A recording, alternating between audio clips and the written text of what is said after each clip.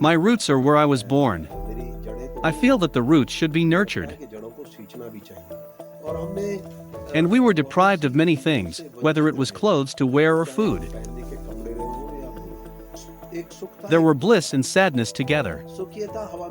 We were blissful because we were the part of Himalayas, and what distressed us most was our condition that we were deprived of many things.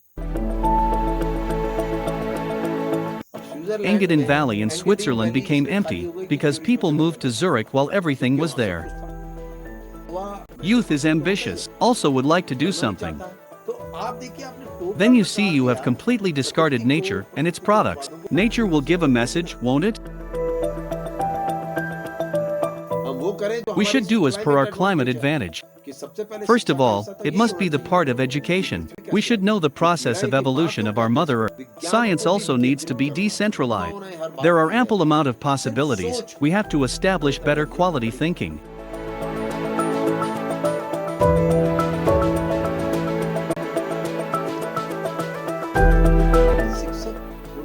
I had the qualifications required for a teacher. I did my MSc in botany, and very soon I was one of those who did PhD too. So during that time I learned a lot, at least the scientific aspects of environment around us. It was my first great understanding.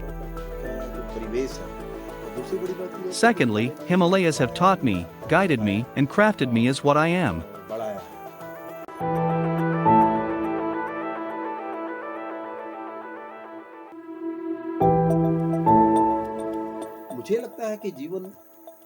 I think the direction of your life cannot be decided by either of the ways. If you are surrounded by pleasures, then you cannot make directions. Conversely, if you are distressed, then it becomes hard for you to even breathe. HESCO was envisioned in 1979 and registered in 1983. It is going to be 40 years. When this organization was established, it was decided not to have its own purpose. We will not sit at one place to choose our mandate.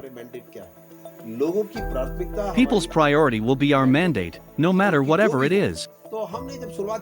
During the initial phase of our work, the major issue was to improve the economy of the village. That too must be based on local resources.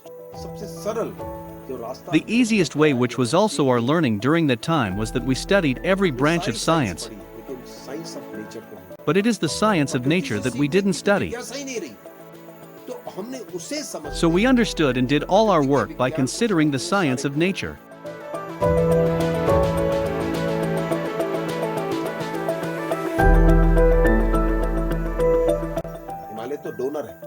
Himalaya is the donor. For the country, it provides water, air, soil, which leads to green revolution. The soil moves down from here and brings green and white revolutions. Now is the time to consolidate everything. If you want to save the air, soil and water in this country, which is also the need of the city, then the villages must flourish. It is in the deep interest of the cities that if the villages flourish, then they not only get the vegetables, but will also run their life well. Because the life of a city is governed by quite common things driving the life of a village.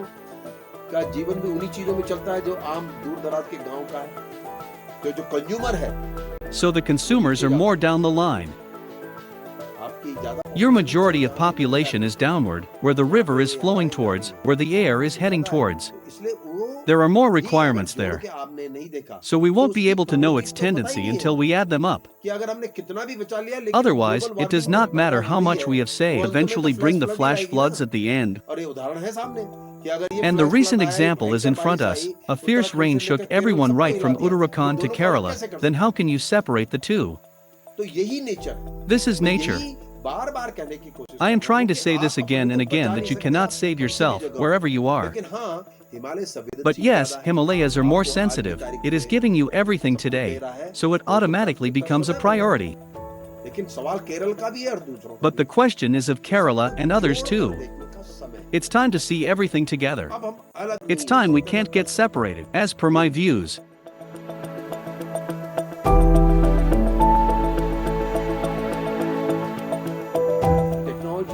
There must be three features of a technology.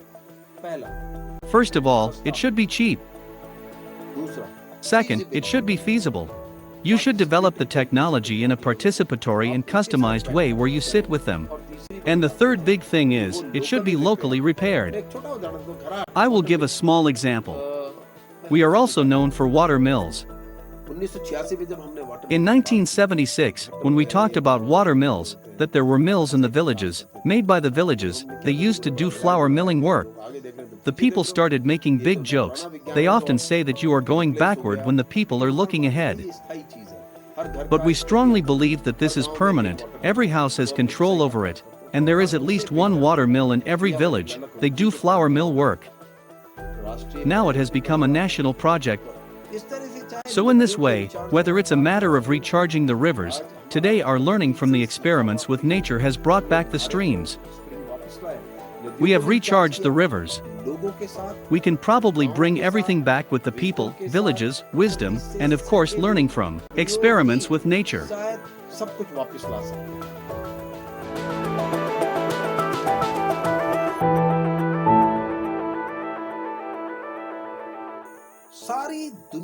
The whole world is running after the same thing, that is, lifestyle. It is the biggest cause of global warming. And in this race the city grew, it grew vertically, the growth was not horizontal. You went on ignoring everything, right from the sources of our goods to raw materials and all. While focusing on our growth, we bypassed the rivers, we denied the mountains, and we ignored the forest. We notice around millions hectare of globally annual forest loss. If the forests will not be there, there will be no water, no air.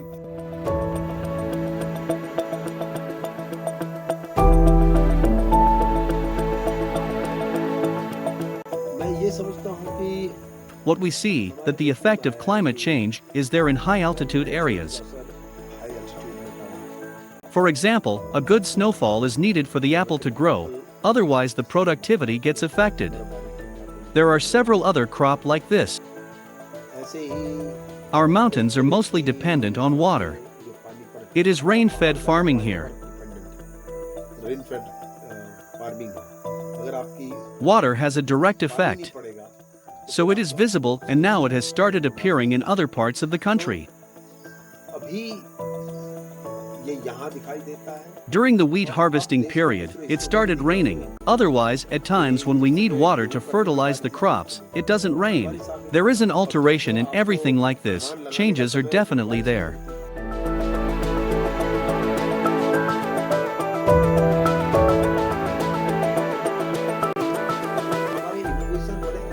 Our innovations were good because it was born from the villages, because it was our mandate to work for the villages. We have decided to take a path through the wisdom of the villages. For example, the water mill was already there. But we didn't prefer to use wooden turbine, because a tree needs to be cut for making a wooden turbine. So we gave birth to a turbine which was locally fabricated.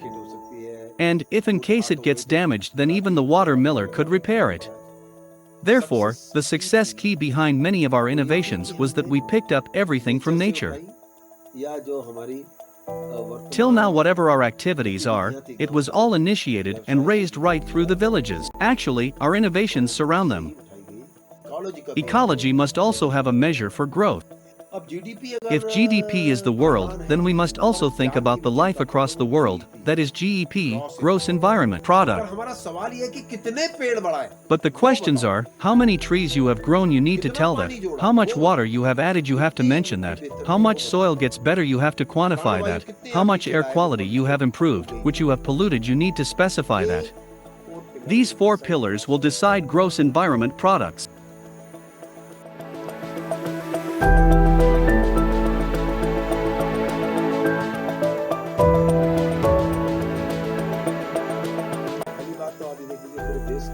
You must understand that farming is the livelihood for 60 to 70% of the people across the country, nothing else is there.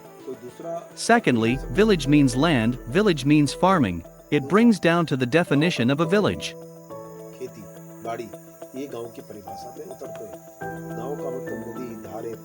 Village means river, stream, water, village means forest. And inclusive is its model, which is called sustainable.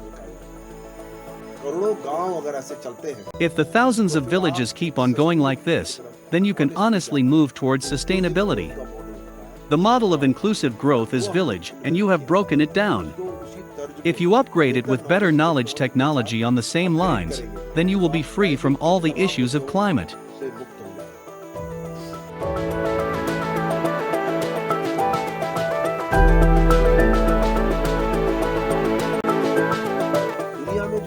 The most difficult thing in the world is to remain simple. Watch your steps properly. You could even start with a pledge not to waste water while drinking, bathing, or using it for any other purpose.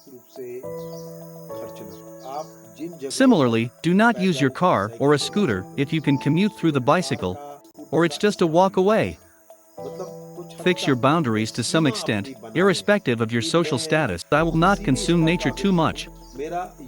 I will limit my consumption instead. This small contribution is expected from the people living in semi-urban and urban areas.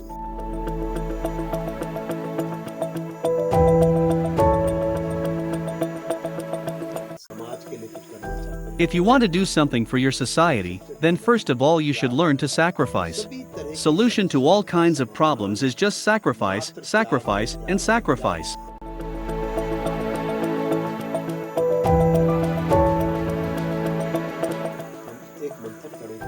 Let us sit quietly and ponder over it, people of any age, that how many hours he or she has thought about nature and Mother Earth. Then identify the lifespan when he or she did not breathe for around 20 times in a minute, which was given by nature and our Mother Earth. So if we think like this, then maybe we will realize that we have not given anything to nature. It was nature's grace that has kept me alive. This would probably inspire us to do something for the nature and Mother Earth.